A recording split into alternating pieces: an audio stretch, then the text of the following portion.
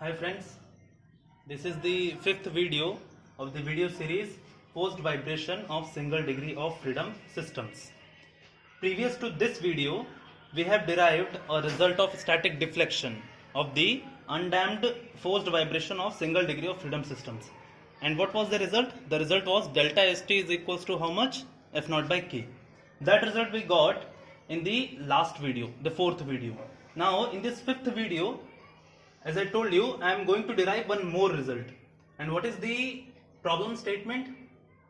The statement is, starting from the equation of motion for the undamped spring mass system of 1 degree of freedom subjected to harmonic force F naught cos omega t, arrive at its solution xt in the form xt equals to x naught minus F naught by K minus m omega square cos omega nt plus x dot naught omega n sin omega nt plus F naught by K minus m omega square into cos omega t. So here we have given an undamped spring mass system to which we are going to apply a harmonic force. The magnitude of the harmonic force is F naught cos omega t. And we need to prove that the solution of its equation of motion, that means the solution of the equation of motion for the given system, is in this form, where this x naught is the initial displacement, this x dot naught is the initial velocity, right? So this result we need to prove. Remember, this x naught right here, where this x naught is the initial displacement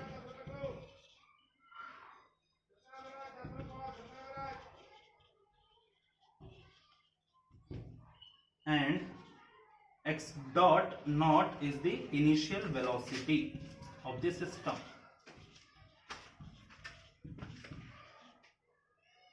Right. So we'll straight away start with the solution or with the derivation of this result. So the solution part.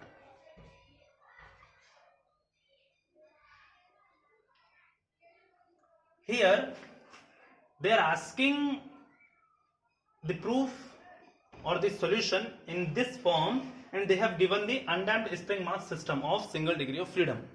So they are asking that you should start this derivation from the equation of motion, right? So if I am going to start this solution part from the equation of motion, I have already derived this. Whenever I have derived the solution of the equation of motion, there only I have derived this result in some other form.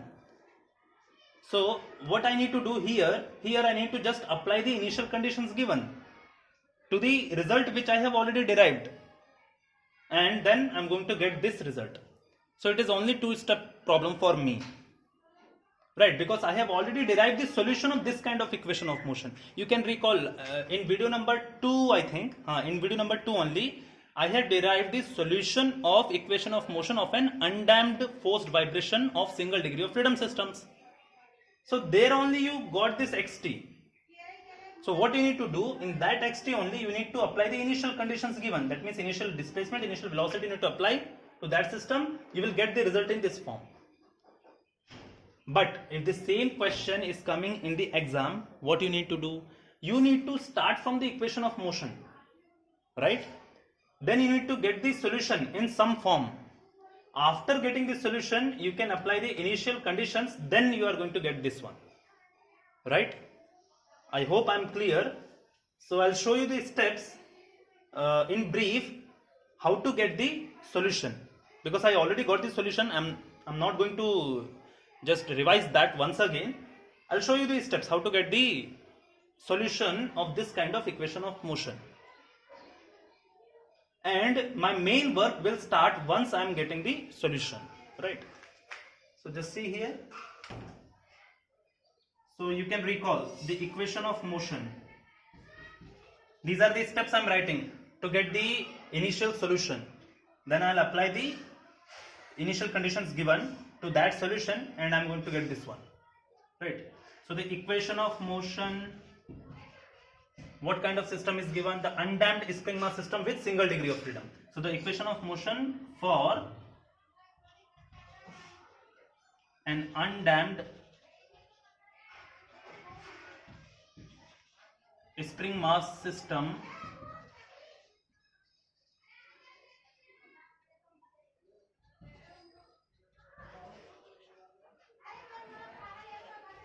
with 1 degree of freedom.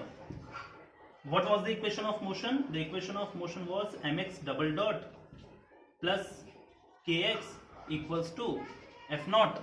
Here they have applied the harmonic force. In which form they have applied the harmonic force? F naught cos omega t. So I need to write the same force here.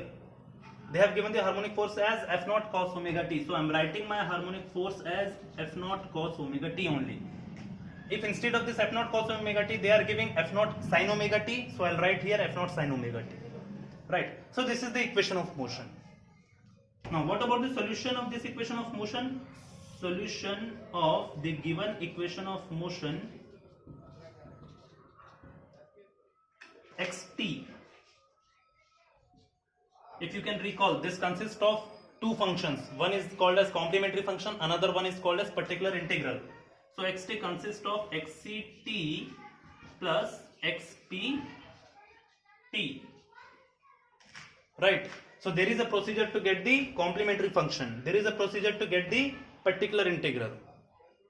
Right. And that procedure I have discussed in video number 2. So I'll write that thing here.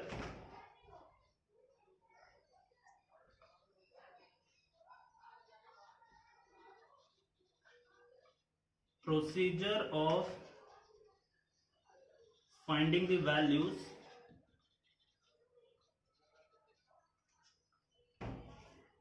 finding the formula is right to get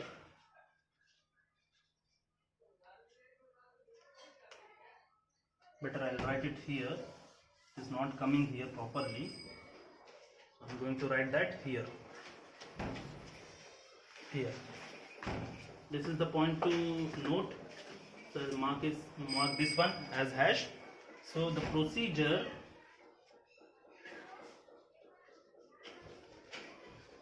to find the formula of complementary function xct and particular integral xpt is shown in video number 2. Right. So I'll make use of that result directly. So let us see.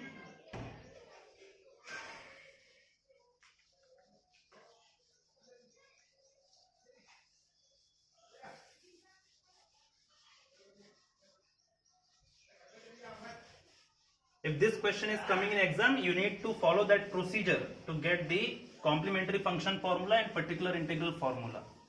Because I have already done that, so I am not going to repeat that one. So what was the result? This solution. After applying that procedure, you are going to get the solution of the equation of motion for the undamped forced vibration of single degree of freedom. That you need to write. You can write that. What was the solution? xt, the total or complete solution. In the first form I am going to write the complementary function and the particular integral. In the first form I am going to write. So it was C1 cos omega nt plus C2 sin omega nt plus f0 by k minus m omega square into cos omega t. Here I can write sin omega nt also, here I can write cos omega nt also. The result is same. The result is not at all different. I'll show you. Right. Here I am writing the cos omega nt with C1. Here I am writing sin omega nt with C2. If I am going to change them, if I am going to write C1 sin omega nt here and C2 cos omega nt here, then also the result is going to be same. I'll show you how.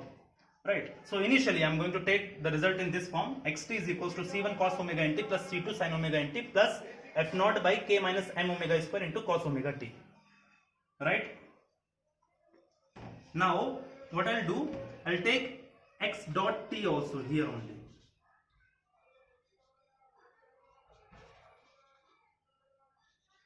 That means I am going to differentiate this entire displacement equation with respect to time. So I am going to get the velocity expression x dot t. So what is x dot t? X dot t will be d by dt of this entire form, this entire xt, right? So I'll write it as d by dt of x t. This is what? This is x dot t. Now what is d by dt of this xt? c1 cos omega nt plus c2 sin omega nt plus f naught by k minus m omega square cos omega t. So d by dt of this one is, see, I'm going to differentiate it. So just have a look. C1 is a constant outside.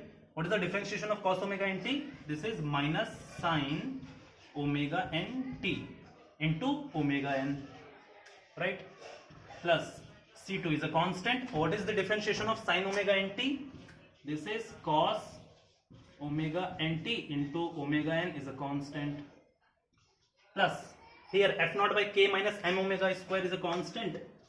So f naught by k minus m omega square is a constant into the differentiation of cos omega t, that is equals to minus sin omega t into omega.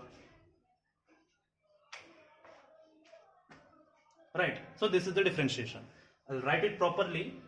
So you can say x dot t is equals to c2 cos omega nt minus c1 sin omega nt, here also minus f naught by k minus m omega square into, here I have forgotten to write the omega n in multiplication.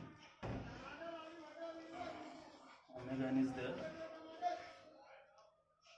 So this is C2 into omega n into cos omega nt. Here it is minus C1 into omega n into sin omega nt. Here it is minus omega into f naught by k minus m omega square into sin omega t. This is x dot t and this is your xt. Now I am going to apply the initial conditions. So I will write applying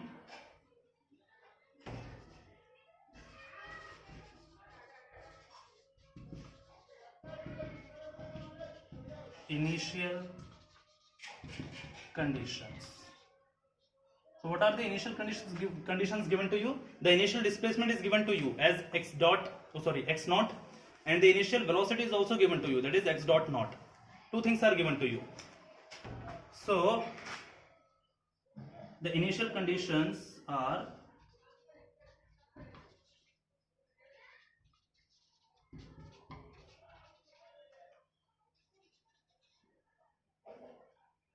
the initial displacement means x at time t equals to 0 is given to you as x naught, and velocity x dot at time t equals to 0 is given to you as x dot naught. These are the two initial conditions given to you. Now I need to apply these two initial conditions in the displacement equation and the velocity equation. Then I am going to get the required result.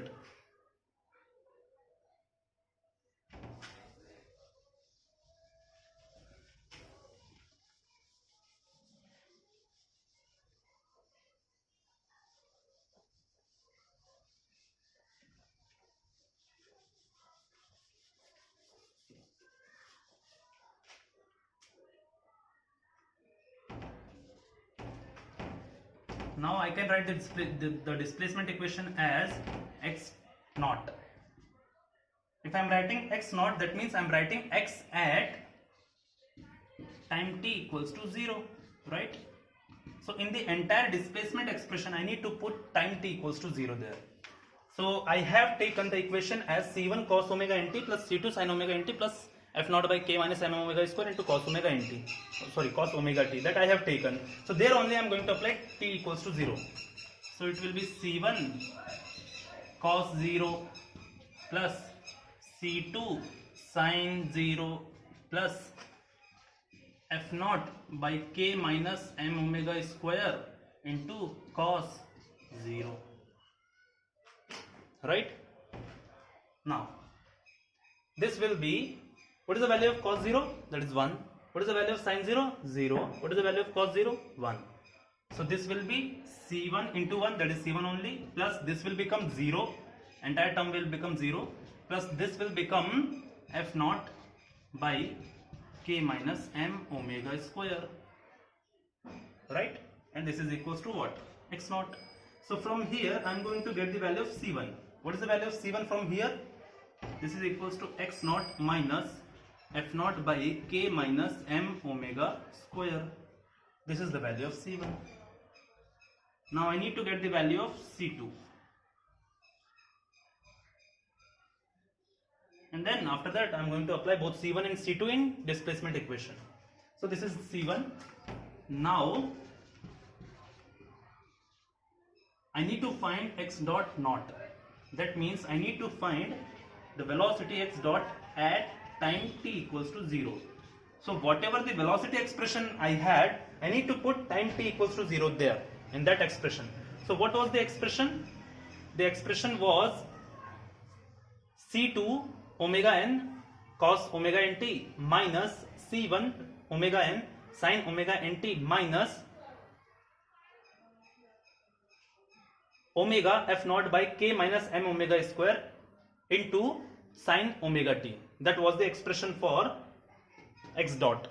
So there I am going to apply the time t as 0. So I will write this as C2 into omega n into cos of 0 minus C1 into omega n into sine of 0 minus omega into f naught by k minus m omega square into sine of 0. Right? I have applied time t value as 0 in the expression for the velocity. Now what is the value of this x dot naught? Cos 0 will be 1, sin 0 will be 0, cos 0 value will be 1, sin 0 value will be 0, and this sin 0 value will also be 0. So I will left with C2 omega n simply, right? Now from here, what is the value of C2? The value of C2 is x dot naught by omega n. This is the value of C2 I got. I got the value of C1, I got the value of C2, other things I already know. Only C1 and C2 were the unknowns for which we have applied the initial conditions. Now I will apply both C1 and C2 values in the displacement expression and I will get the required result.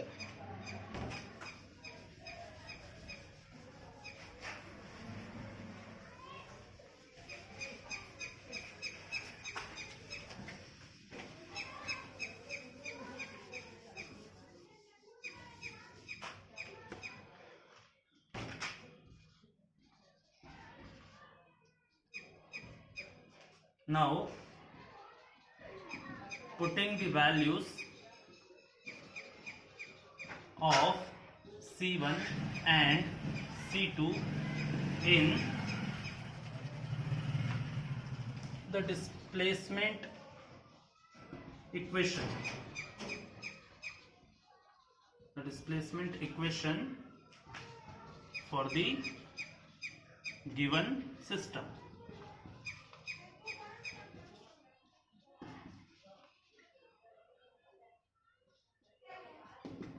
Right. So xt, what was the formula for xt? Initially C1 cos omega nt plus C2 sin omega nt plus f naught by k minus m omega square into cos omega t. So what is the value of C1 I got? x naught minus f naught by k minus m omega square